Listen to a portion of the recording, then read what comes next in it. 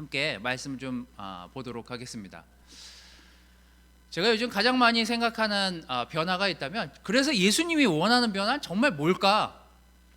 예수님이 우리에게, 그래, 내가 정말 이 땅에서 이 세상을 떠나기 전 이 모든 인류에 대해서, 모든 사람들에 대해서 내가 정말 변하고자 하는 그 바람은 이것이다 라고 하는 그 예수님의 진정한 바람은 무엇일까에 대한 이야기를 오늘 말씀을 통해서 여러분들하고 좀 나누려고 합니다.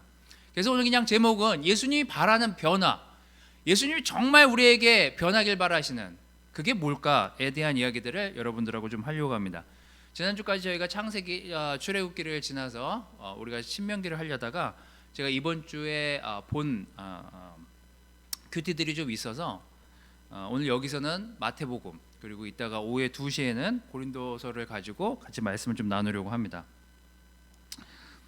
여러분, 요즘 여러분이 올해를 시작하면서 내가 올해는 이런 것들 좀 해봐야 되겠다, 이런 것들 좀 바꿔야 되겠다라고 생각한 것들이 얼마나 실천되고 있고 실행되고 있는지는 저는 잘 알지 못하겠습니다만, 어쨌거나 누구나 새해를 시작하고 연초가 됐을 때 한 번쯤은 내가 올해 이런 것들을 한번 변화를 줬으면 좋겠다, 이런 것들을 한번 바꿔봤으면 좋겠다라고 모두 다 생각하고 지나가는 것으로 알고 있습니다.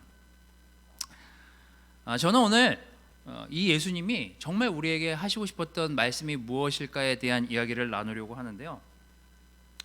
어른들이, 또 제 주변에 있는 인생의 선배들이 항상 이렇게 저에게 삶에 대한 질문을 제가 던질 때마다 항상 하는 얘기가 있습니다. 사람 사는 데는 다 똑같아, 이런 얘기를 좀 많이 들었거든요. 자, 예수님 시대에는 어땠고 요즘 시대는 어떤지 여러분들은 한번 좀 생각해 보시면서, 예수님 시대는 이런 게 좀 힘들었겠구나, 예수님 시대는 이런 게 좀 어려웠겠구나, 그럼 예수님이 지금 시대에 오신다면 예수님 지금 이 시대를 보면서 뭘 힘들어 하셨을까, 그런 것들을 좀 생각하면서 지금 구절을 좀 봤으면 좋겠습니다. 오늘 여러분들이 읽으려고 하는 구절은요, 산상수훈 마지막 끝나려고 하는, 그래서 내가 그 산에서 내려오기 전에, 너희들이 이 산에서 내려가기 전에 내가 너희들한테 정말 가르치고 싶고 마지막으로 전달하고 싶은 그것이 있다. 그게 오늘 여러분들이 읽을 7장 11절 12절 말씀입니다. 그 전에 여러분들에게 한번 제가 문제를 좀 드리도록 하겠습니다. 왜 안 넘어가죠? 네. 여러분은 지금 시대를 얼마나 이해하고 계신지 제가 한번 테스트를 좀 해보도록 하겠습니다. 십장생이 뭔지 아십니까? 십장생? 요즘 젊은이들의 즐겨서 이렇게 줄여서 얘기하는 표현이래요. 십장생. 10대도 장차 백수가 될 것을 생각해야 된다. 이게 십장생이랍니다. 이태백은 아십니까? 이건 저도 알고 있었는데 20대 태반이 백수, 3.1절, 네. 31세까지 직장에 취직 못하면 취직길이 막힌다, 이런 뜻이고요. 386, 38세까지 직장에 다닐 수 있으면 그나마 다행. 그러니까 여러분, 직장이 지금 현재 38세가 넘었는데 다니고 있으면 굉장히 다행스러운 마음으로 지금 다니고 계셔야 됩니다. 사오정, 45세가 정년, 이런 말인데요. 어떻게 보면 이 시대를 반영하는 단어이기도 하지만 좀 씁쓸함을 남기는 단어이기도 합니다.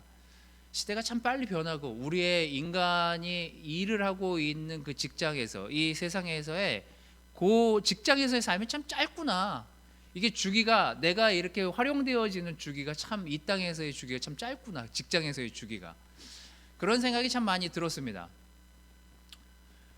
저 단어에 의하면 전 지금 52세니까 전 벌써 정년을 훨씬 지난, 뭐하고 있는 짓일까 라고 생각할 정도의 지금 나이가 됐습니다. 그리고 그 밑에, 전 예전에 이런 생각을 해본 적은 없는데, 제가 이제 캠퍼스들이랑 막 교제하고 그 캠퍼스 친구들한테 얘기를 듣다 보니까 남사친, 여사친, 예전에는 남자 여자가 이렇게 만나면 친구가 어딨어, 이런 얘기를 했는데 요즘은 진짜 친구들이 있더라고요. 아직도 저는 믿기긴 어렵지만 하여튼 남사친이 있고 여사친이 있어요. 있다고 하더라고요. 그래서 저보고 의심하지 말래요. 그래서 하여튼 저도 받아들이고 있는 중입니다. 그리고 라떼는 말이야, 이런 말 좀 제발 쓰지 말래요, 저한테. 그래서 제가 이렇게 캠퍼스들한테 금기어 라떼는 말이야 이렇게 하지 말라고 그래서 제가 라떼는 안 쓰려고 제가 애를 쓰고 있습니다. 하지만 문화라는 것이 그 시대에 존재하는 그 문화라는 것이 있고 유행이라는 것이 있지 않습니까? 그래서 우리가 지금 그 문화를 좀 이해하고 생각해 보려고 하는 거죠. 어쩌면 우리가 듣도 보도 못하고 겪어보지도 못한 이 코로나 시대가 우리에게 또 다른 변화를 요구하고 있는지도 모르겠습니다. 그런 시대에 우리가 지금 겪어내고 있는 상황이기도 하고요. 하여튼 이 코로나 시대에 지금 우리에게 당면한 변화들, 또 직면하고 있는 여러 가지 현상들은 우리가 눈여겨봐야 할 대목이기도 합니다. 실제로 우리가 코로나가 주는 단점도 있지만 코로나 때문에 우리가 온라인으로 예배를 드리면서 이렇게 폭넓게 교제할 수 있는 것은 저에게 있어서는 굉장히 큰 장점이 아닌가라고 생각되는 부분이기도 합니다.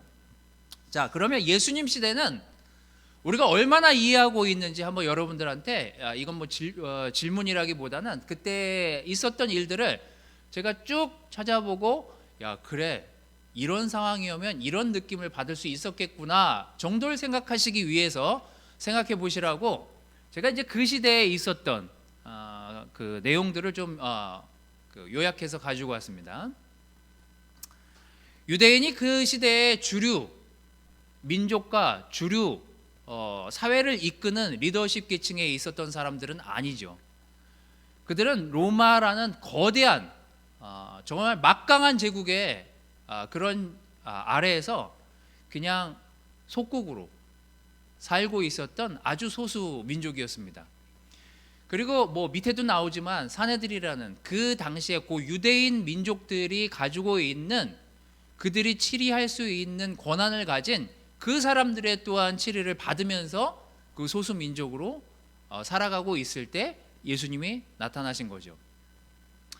지금도 계급이 없진 않지만 아마 막강한 그 계급 사회이었기 때문에 쉽게 자신의 말을 던질 수 없는 사회에 살고 있었던 것도 예수님 시대의 현실이었습니다.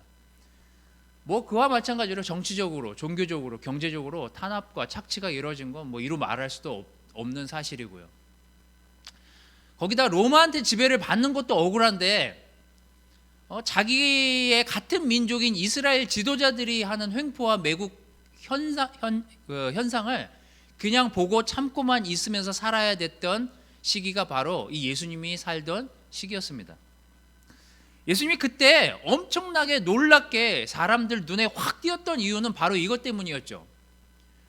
율법이 너무 중요하게 생각이 됐고 모세오경을 중심으로 교사나 율법학자들이나 제사장들이나 이 모세오경 구약에 의한 율법에 의한 그 정치를 했기 때문에 예수님이 하는 한마디 한마디는 그들에게 있어서 굉장히 공격적이고 반항적으로 들릴 수밖에 없었던 시기였습니다. 그래서 계속해서 부딪히는 장면이 나오는 게 바로 이 사복음서에 나오는 내용들이 전부 다고요. 그리고 제가 가장 안타깝게 생각했던 거는 같은 민족이지만 가문이 좋은 가문에서 태어난 그 아론의 집안에서 태어난 사람들이 그 대제사장 역할을 하고 레위 집안 출신들이 제사장 역할을 하면서 막강한 권력을 소유하게 되죠. 이들의 정치와 이들의 횡포에 의해서 사실은 예수님이 엄청난 대가를 치르시게 되죠. 십자가에 달리실 그 시간까지.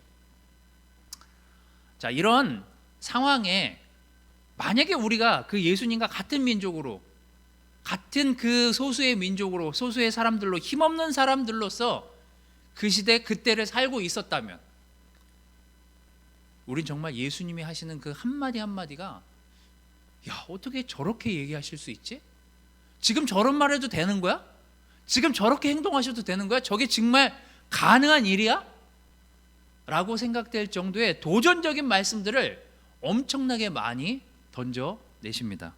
그게 바로 예수님 시대에 예수님이 하셨던 행동이자 발언들이셨죠. 오늘 나오는 산에서 예수님이 그 많은 군중들이 모인 가운데서 예수님이 마음이 가난한 사람은 복이 있을 거야. 마태복음 5장부터 이렇게 산상수훈이라고 하잖아요. 마음이 가난한 사람은 복이 있을 거다.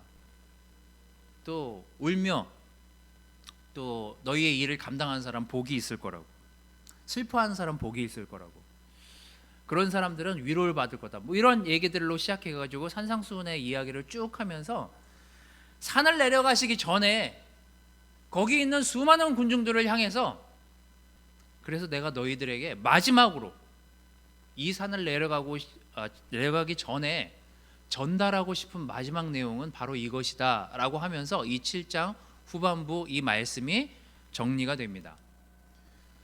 바로 7장 11절 12절 말씀입니다. 악한 사람이라도 자기 자녀에겐 좋은 선물을 줄 아는데 하물며 하늘에 계신 너희 아버지께서 구하는 사람에게 더 좋은 것을 주시지 않겠느냐, 너희가 이걸 믿어야 된다.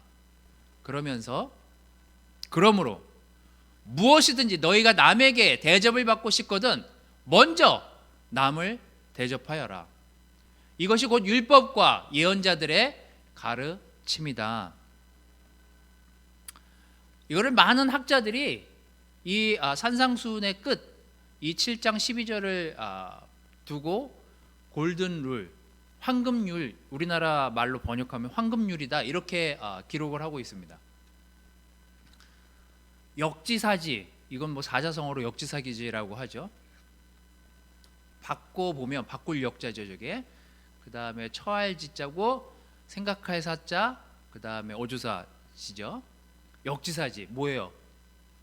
한 번쯤 내가 저 사람의 역할을 생각하면서 보면 내가 어떻게 행동해야 될지를 알 수 있다. 이게 지금 예수님이 마지막으로 이 산을 떠나기 전에 거기에 모인 군중들에게 하시고 싶었던 결론이었습니다. 그래서 많은 사람들이 이 7장 12절을 황금률이라고 얘기하고 있습니다. 그래서 제가 노란색으로 쳐온 부분을 다시 한번 여러분 마음속에 새겨보면서 세 가지 여러분들에게 말씀을 좀 전달을 하려고 합니다. 그러므로 무엇이든지 너희가 남에게 정말 대접을 받고 싶으면 먼저 남을 대접해라.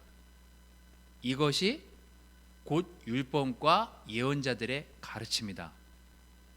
근데 참 신기하지 않습니까? 그 당시 율법과 예언자들은 이렇게 안 가르쳤거든요. 근데 이 마지막 끝에 예수님이 단 톤은 이거예요. 이것이 곧 율법과 예언자들이 했던 진정한 가르침임을 이해하라고요. 거기에 율법학자들, 제사장들, 바리새파 사람들, 여러 사람들이 섞여서 그 말씀을 들었는지 어쨌는지 저는 그 장소에 없어서 몰랐겠지만 분명히 들었을 거예요. 제가 사복음서의 다른 내용들을 보면 거기 예수님이 전달할 때마다 항상 그 사람들이 옆에서 저 사람이 뭘 얘기하나 듣고 있었기 때문에 아마 제 생각에는 거기도 섞여서 예수님의 이 말씀을 듣지 않았을까라는 생각이 듭니다. 자, 이 말씀에 의하면 예수님은 정말 우리에게 하고 싶었던 그 한 센텐스가 뭘까를 생각하면 이거죠. 너희가 진정 나를 따르고 정말 변화받고 싶다면 이렇게 해라. 이렇게 돼야만 이 땅과 너희 모두가 변할 수 있을 것이다 라는 게 예수님의 마지막 가르침이 아니셨을까, 이 산상에서. 자, 그래서 이 12절을 골든 룰이라고 사람들은 명칭하고 있습니다. 자, 첫 번째는 이거예요. 우리가 어떤 말을 할 때, 어떤 행동을 할 때, 어떤 생각으로 내 의사를 전달하려고 할 때 먼저 이게 나라면 이 말을, 이 행동을 할까를 생각하면서 다른 사람을 대하라는 거죠. 첫 번째는 이거예요. 나에게 적용할 때 내 모습도, 내 마음도, 내 생각도 변할 수 있다는 것입니다.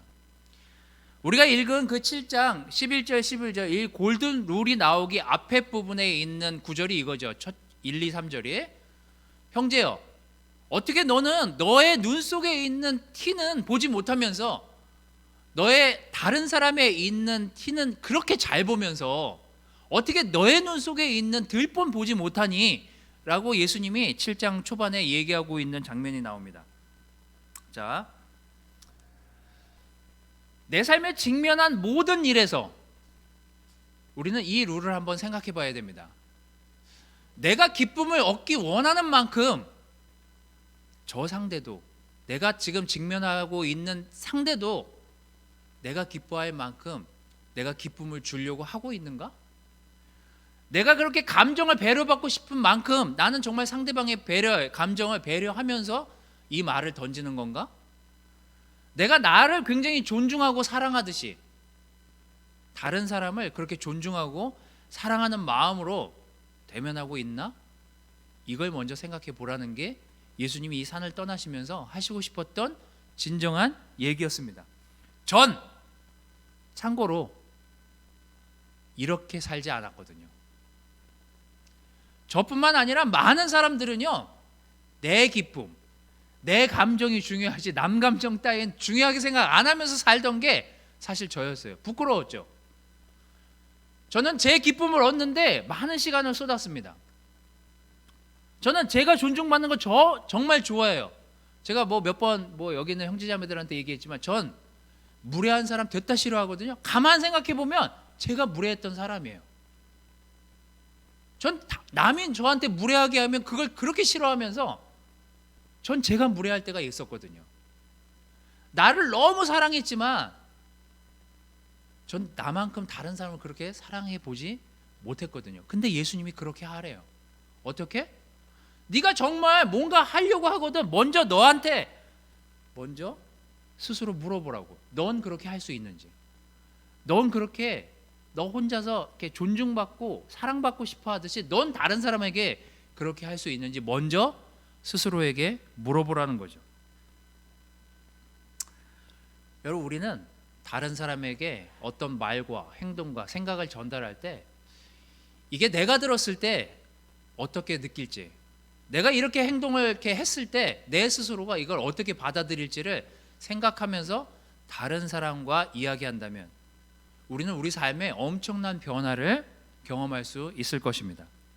예수님이 그 산에 내려가기 전에 거기에 있는 모든 형제자매들 모인 사람들에게 해주고 싶었던 말씀이었겠죠. 자, 두 번째,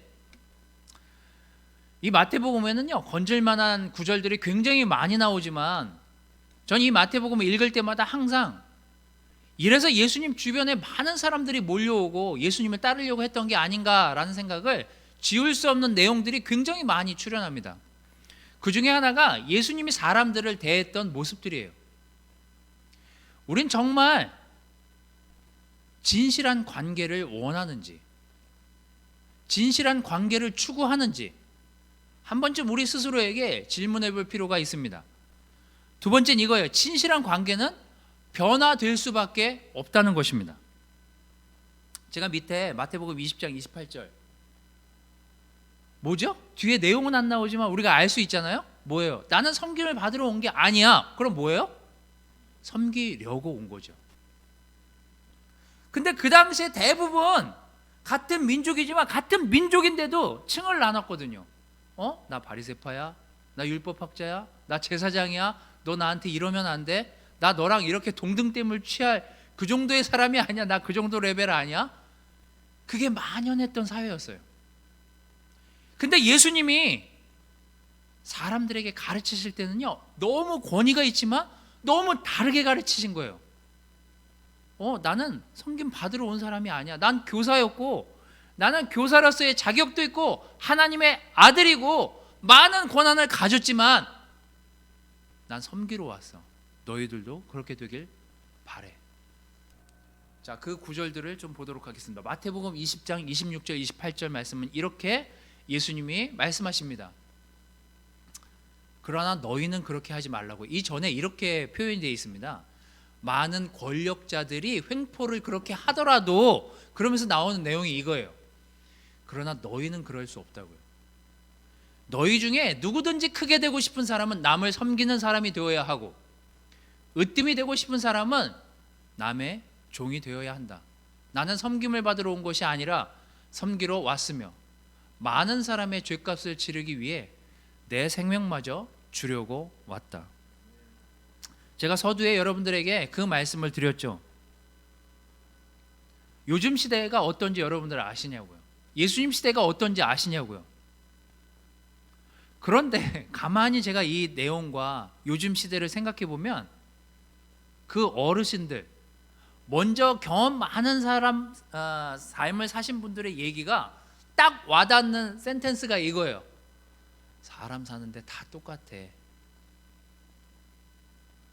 여러분, 그때도 그랬지만 지금도 똑같이 벌어지는 일 중에 하나는요, 항상 싸움이 벌어지면 항상 이렇게 얘기하는 사람들이 있어요. 너 내가 누군지 알아? 어떻게 아냐고요, 우리가 누군지. 하지만 사람들은 자꾸 층을 나누려고 하고, 내가 더 높은 위치에 있으니 너는 하라면 해, 시키면 시키는 대로 해. 이게 아직도 만연해진 계층들이 아직도 존재한다니까요. 여러분은 어떻습니까? 시기와 질투와, 아니면 내가 이렇게 좀 더 높은 직급에 있는데 이거 내가 좀 나이 먹어서 이렇게 좀 더 누려야 되는데, 이런 마음이 있으십니까? 그렇다면 여러분, 예수님이 하신 이 골든 룰을 잘 생각해 보십시오. 정말 높은 위치에 있으면 있을수록 남을 섬기는 마음으로, 섬기는 종처럼 그렇게 살라고요. 내가 섬김을 받으러 온 것이 아니라, 전 제가 이 26절 28절에 제일 뒷부분이 제 마음에 정말 많이 와닿았어요. 나는 섬기러 왔을 뿐만 아니라 너희들의 그 죄값을 치르기 위해 생명까지도 주려고 이 땅에 온 거라고요. 전 생명까지 줄 수는 없지만 한번 생각해 보십시오. 정말 이런 사람이 있다면, 내 주변에 나를 이렇게 끔찍해도 사랑해 주는 사람이 있고, 나와 이런 끔찍한 관계를 유지하고 그렇게 몸과 마음을 내줘서 나랑 관계를 맺고 싶은 사람이 있다면 정말 행복하지 않겠습니까? 저는 그 당시 예수님과 함께 살았던 사람들은 너무 행복했을 것 같아요. 이 이야기로 위로를 받았을 테니까요. 정말 척박하고 정말 힘든 삶을 살고 있는데 예수님이 그들에게 다가와서 하는 얘기가 이거였어요. 난 너희한테 생명을 주려고 왔어. 너희의 죄를 대신해서 내가 십자가를 질 거야. 너희들은 행복했으면 좋겠어. 그런 관계요. 저는 그런 관계를 사실 참 창피하게도 30이 넘어서 배우기 시작한 거예요. 나만 생각하고 나만 잘 살면 되겠다고 생각하면서 살았던 그 20대를 지나서요, 정말 여기에서 저에게 사랑과 헌신을 베풀어준 형제자매들을 통해서, 야, 이게 정말 예수님처럼 사랑하려고 노력하는 사람들이구나 라고 하는 게 제 마음에 있는 딱딱한 마음들을 조금씩 녹이고 변화시켜 주더라고요. 결국 예수님도 그 산에서 내려가는 많은 군중들에게 하시고 싶었던 이야기는 이것이었어요. 너희는 내려가면 그렇게 살지 말아라. 정말 남을 섬길 줄 아는, 정말 충실한, 진실한 관계를 가져가라고요. 여러분, 요즘 여러분의 관계는 어떠십니까? 여러분의 삶에서 여러분에게 정말 진정으로 사랑을 나눌 수 있는 놀라운 관계가 여러분 주변에 있다면 여러분은 행복한 사람들이에요. 여러분은 충분히 격려받고 있는 사람들입니다. 여러분 안에 예수님이 계시고 예수님이 여러분과 그런 관계를 맺기 위해서 여러분을 찾고 계신다는 것, 우리가 그런 관계를 배우고 나눌 때 우리의 삶도 변한다는 것을 기억하시기를 바라겠습니다. 마지막은 이거예요. 진짜 우리가 알아야 될 건, 내 본성을 제대로 알면 우리는 변할 수 있다는 것입니다. 이건 여러분들에게 두 구절을 보여드리도록 하겠습니다. 아까 다시 마태복음 7장 11절 12절을 지나서 그 뒷부분은 이렇게 이야기하고 있습니다. 그러므로 너희는 그들의 행동을 보고 그들을 알아낼 수 있을 거라고요. 아주 두려운 말씀입니다. 내게 주여 주여 한다고 해서 모두 다 하늘나라에 들어갈 것이 아니다. 하늘에 계신 내 아버지의 뜻을 실행하는 사람만 들어갈 것이다.